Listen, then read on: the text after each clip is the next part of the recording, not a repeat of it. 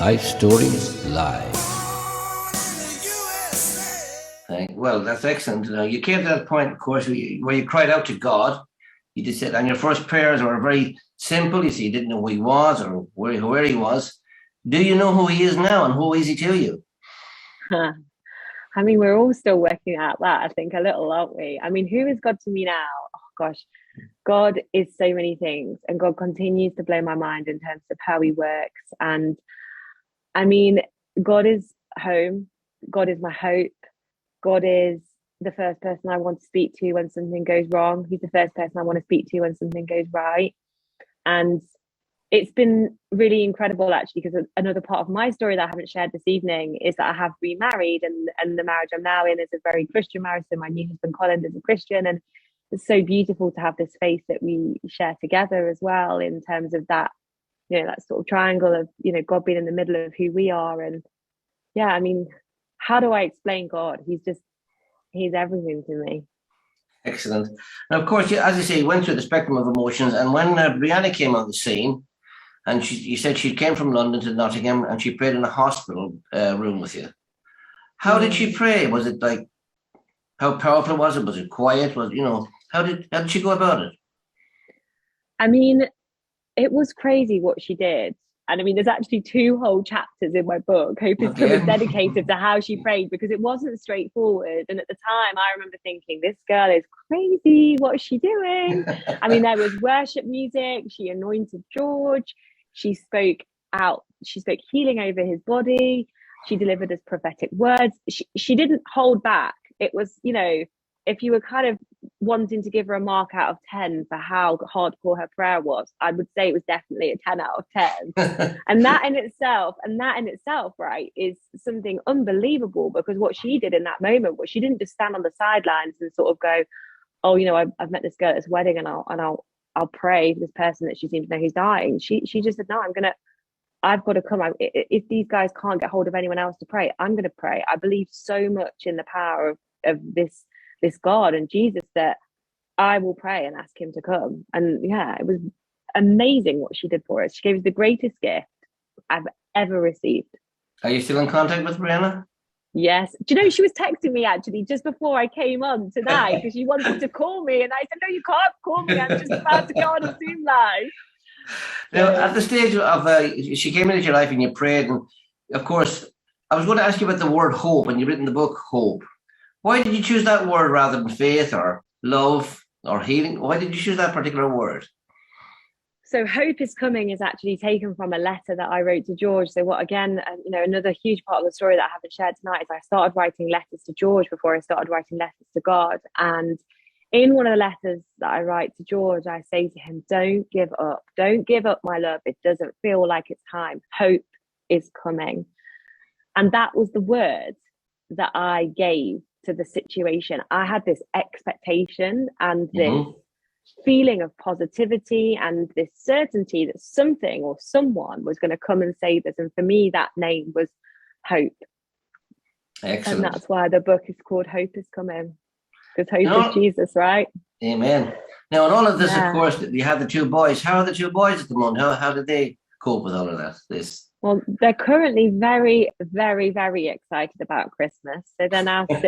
I am as well. Yeah, they're now 6 and 8. So we're in that very kind of magical phase.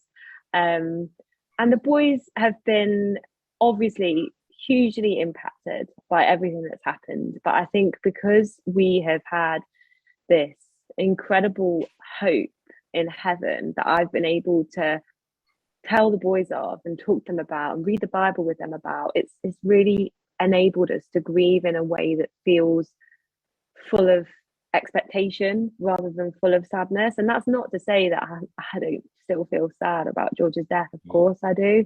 It is and will always be one of the most sad moments of my life. But children have a way of looking at the world in a really wondrous, in the moment way. And that's what my boys do. And that is actually a lot of the time what pulls me out of the grief storms as well when I feel sad. Because it still happens, grief doesn't go away. And just like I said before, just because I found Jesus doesn't mean that I don't feel sad and I don't grieve and I don't desperately miss George, you know. So you said that it helped you grieve, the power that came upon you and the peace that you found in God. You said it helped you grieve with gratitude. yeah. How did that play out in your life with your family and other friends? How did they look upon you at that particular point? So I mean, it's played out in my mum's life in a really dramatic way. So my mum's also kind of refound her faith and kind of given her life to Jesus again since everything's come to pass. Yeah. Really sadly, as I said, you know, we lost my dad actually to cancer last year. My dad was really, really supportive, but never quite. He did believe everything that had happened to me, but he sort of said, look, I just don't think that, you know, I don't know if this is for me. But then we actually had, as in me and him, had this very beautiful moment before he died last November, when I said to him, when, you know, it was the end, I said, look, there's nothing else I can do for your dad other than pray. Let me pray with you. And I prayed with him, and we had this incredible moment where he cried, and he said to me, this man reached out his arm, like, for me to hold his hand. And wow. You know, so I hope and I pray that my dad had a moment where he found Jesus. We sadly weren't able to be with him because of the pandemic, so he was in hospital on his own, which was a really, really tough thing to live through. So, you know, my story and my faith has definitely impacted my parents. It's impacted so many people around me. I've had mums at the school gate come and talk to me and do alpha courses, and you know, it's definitely been something that seeded things in other people. And since writing the book as well, you know, I hear from people who I've never met who read the story and say, oh my gosh, I always thought God was real, now I've read your book and I think he is, and what do I do now, where do I go? Or, you know, I've actually got this, I had you know, this incredible message from this woman the other day saying I've got incurable blood cancer, I've been feeling so dark and hopeless, and I've read your book and now I just feel full of hope about what God has for me next.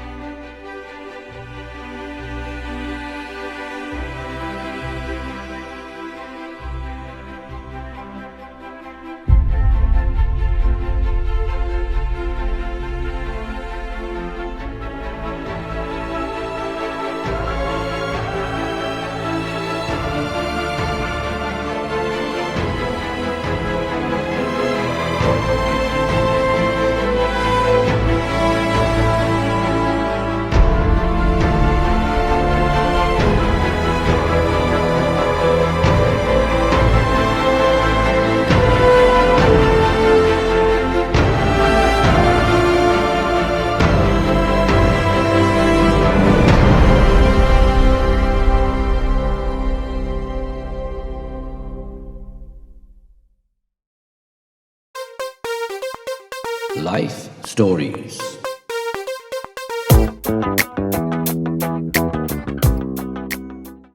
You know, so just the way that the story of what's happened to us is impacting people is really overwhelming. And yeah, it's so encouraging for me to see such purpose coming from the horrendous pain that I've lived through. And then with all of this, of course, you had a top job, of course, with a chocolate manufacturer, all the chocolate you could eat, I suppose. But Yeah. you stepped in the midst of it. You stepped away from all of that. That was a very, very courageous step. Tell us how that came about. Do you know what? I just couldn't do it anymore. I just was sort of like, my life feels so different. My priorities feel so different.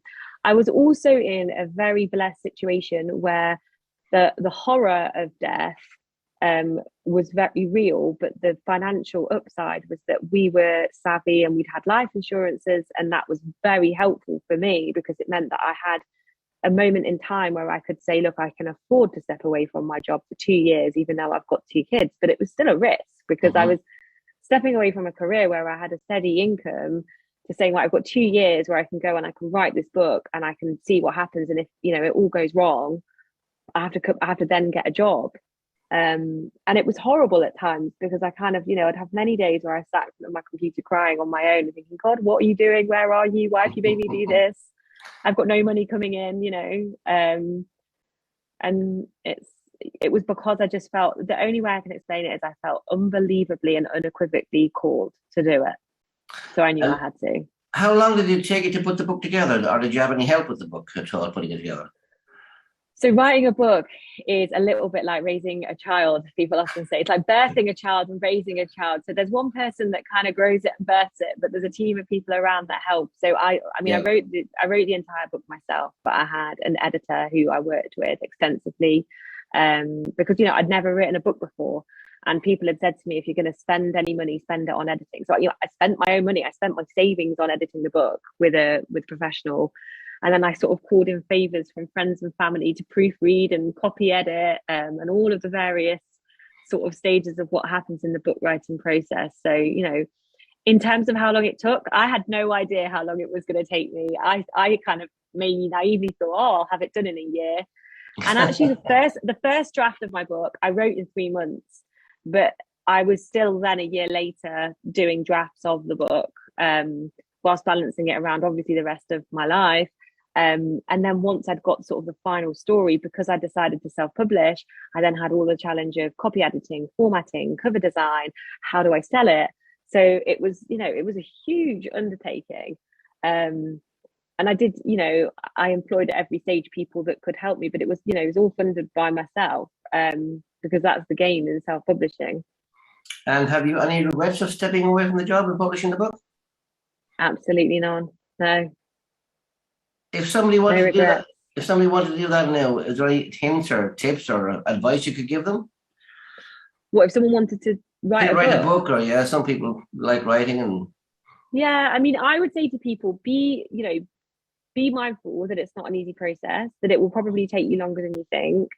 My advice to people would be, make sure that you've got the space to create, in terms of, when I say space, I mean, the headspace, because you need to be able to carve that out in your day between whatever it is that's paying the bills and the other tasks that you maybe have to do in life. And then just be really, really, clear on what it is that you want to write a story on. Writing's a lovely thing to do. And I think if people feel that they've got stories to share, then stories should be shared, right? That's what the Bible is all about. It's storytelling, isn't it? To bring people closer to God. So yeah, I'm a huge advocate for people sharing their stories. It's a step towards freedom, I think. Is there any material or anything for a second book? Well, actually, I'm working on a second book at the moment, which has been a lot slower than the first book. Newsflash. It's been a lot slower, largely driven by the pandemic and a lot of homeschooling that's happened with my kids. So I've been somewhat delayed, but yeah, I've got a few little ideas in the pipeline. I'm hoping 2022 will be the year that comes to fruition. I've been doing some writing, so yeah. Excellent. So writing a book is a bit like a songwriter who has a music producer, basically. They come together and bring it out. Yeah, that's probably a really good analogy. Yeah. Excellent. Now, you mentioned at the very beginning your mission. What is your mission now? What is my mission? Yeah, you mentioned that you were going to tell us about your mission. What is that mission that you have now? My mission is to just bring the God colours to the world, right? I lived for 33 years without knowing Jesus. And one of the things I remember feeling when I was sat in that hospital room is, how have I not known him? Like, how have I lived for 33 years and not known that he was real? And why did no one tell me? And genuinely feeling that. And so now for me, part of what I want to do is I want to tell people about what's happened to me in terms of the story with George.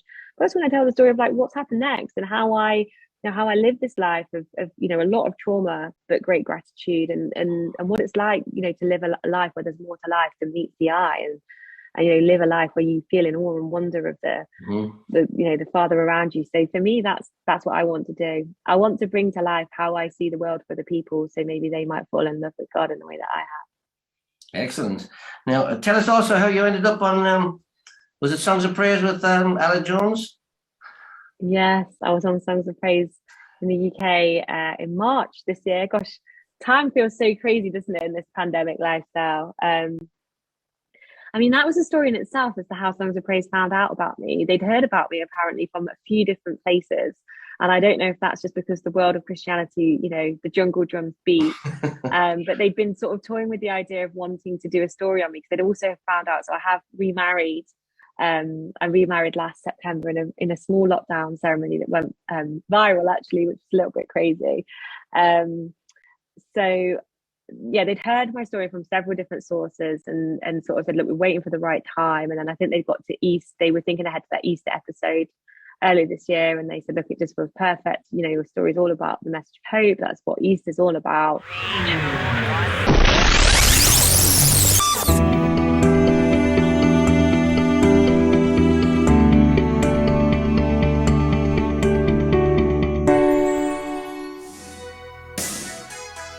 Life Stories Live.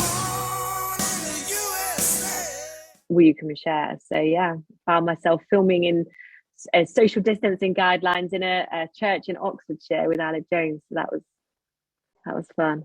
Excellent. Now, there's lots of comments that come in, and some people say how powerful your story has been, some of what you've read out actually, and also so raw and amazing and so emotional. I mean, we even felt emotional as you read it yourself because it's still probably pretty raw with you. Now, of all the decisions that you have made in your life, which would be many in corporate business and life, what would you say is the best decision you ever made?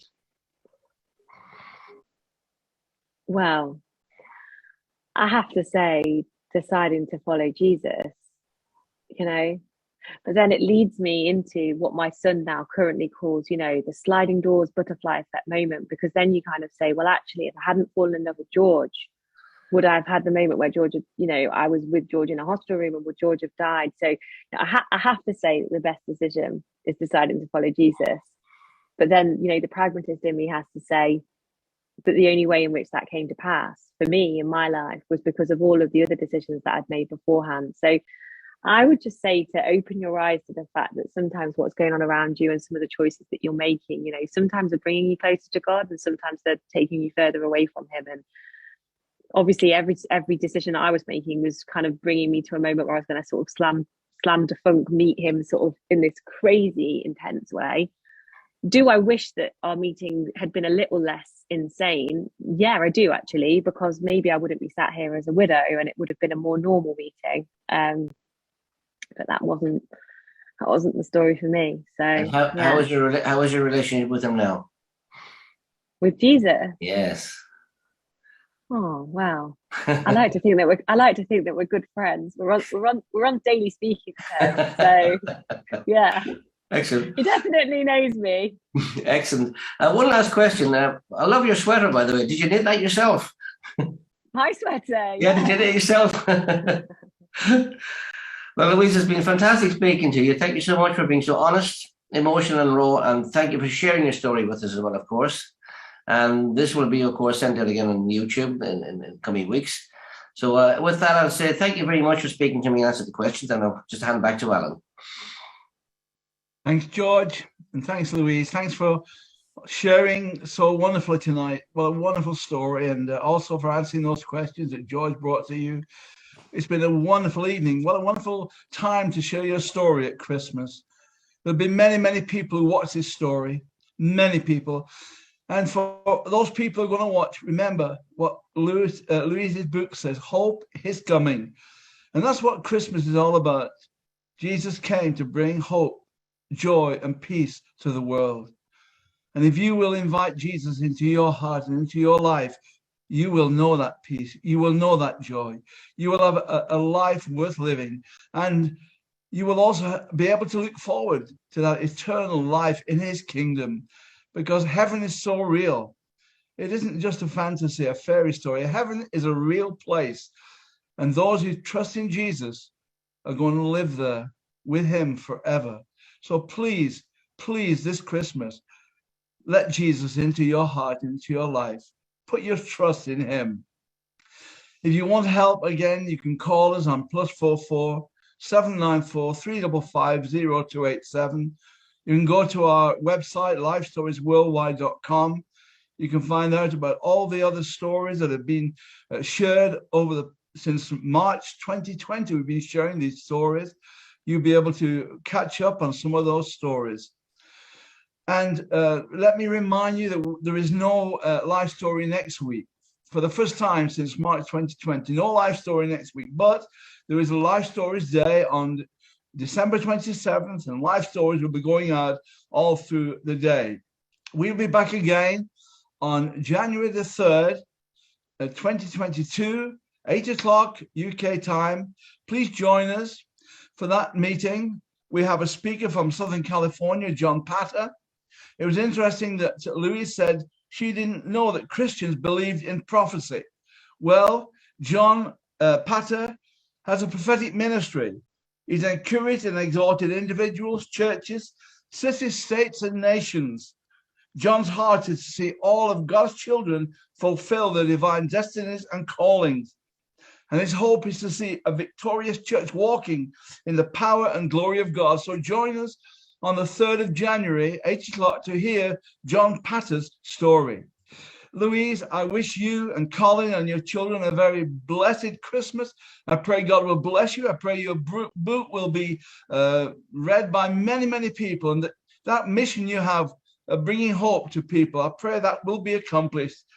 I pray for all of you who've been with us on Zoom. I pray you'll have a wonderful, blessed Christmas. And we look forward to seeing you in the new year. Good night, everyone. Thanks, George. Thanks, Louise. Thanks. Stories.